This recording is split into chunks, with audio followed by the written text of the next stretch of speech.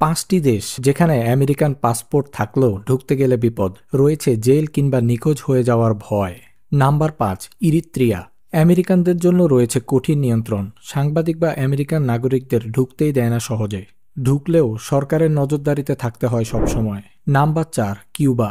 সাধারণ নাগরিকদের ভ্রমণ নিষেধ, শুধু পরিবারের সাথে দেখা বা সরকারি কাজে গেলেই অনুমতি মিলে, তাও জটিল নিয়মে। নাম্বার 3, ভেনেজুয়েলা, যেখানে কোনো মার্কিন দূতাবাস নেই, ভিসা পাওয়া অনেকটা ঝামেলার কাজ, আর সেই দেশের ভেতরে অপরাধ আর রাজনৈতিক অস্থিরতা তুঙ্গে। Number 2, Iran. গাইডেড ট্যুর ছাড়া প্রবেশ নিষেধ, অনেক আমেরিকান সেখানে বছরের পর বছর ধরে আটকে আছে।